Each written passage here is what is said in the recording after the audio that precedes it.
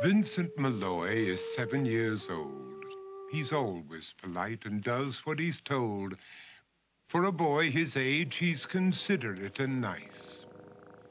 But he wants to be just like Vincent Price.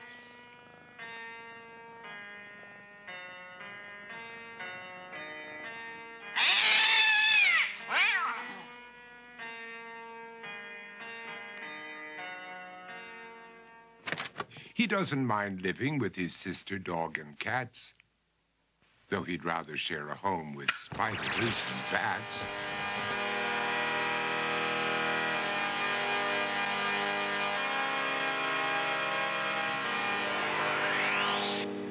There he could reflect on the horrors he's invented and wander dark hallways alone and tormented.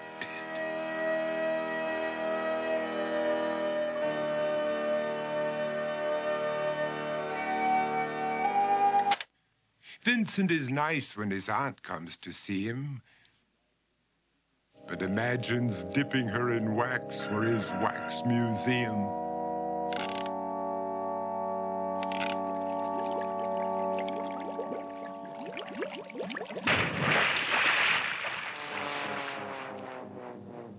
He likes to experiment on his dog, Abercrombie, in the hopes of creating a horrible zombie, so he and his horrible zombie dog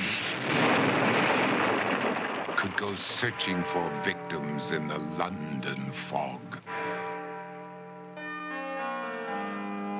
His thoughts, though, aren't only of ghoulish crime. He likes to paint and read to pass some of the time. While other kids read books like Go, Jane, Go, Vincent's favorite author is Edgar Allan Poe. One night, while reading a gruesome tale, he read a passage that made him turn pale. Such horrible news he could not survive, for his beautiful wife had been buried alive.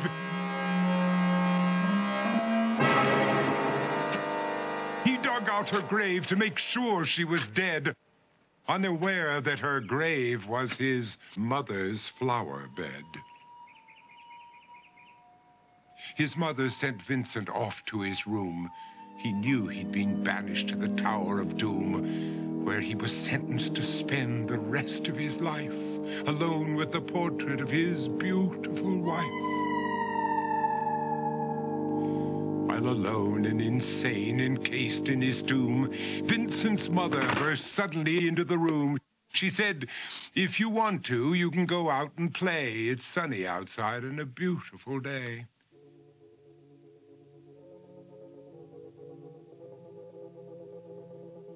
Vincent tried to talk, but he just couldn't speak. The years of isolation had made him quite weak. So he took out some paper and scrawled with a pen, "I am possessed by this house and can never leave it again." His mother said, "You're not possessed and you're not almost dead. These games that you play are all in your head. You're not Vincent Price, you're Vincent Malloy. You're not tormented or insane, you're just a young boy. You're 7 years old and you are my son. I want you to get outside and have some real fun." Her anger now spent, she walked out through the hall. And while Vincent backed slowly against the wall, the room started to sway, to shiver and creak. His horrid insanity had reached its peak.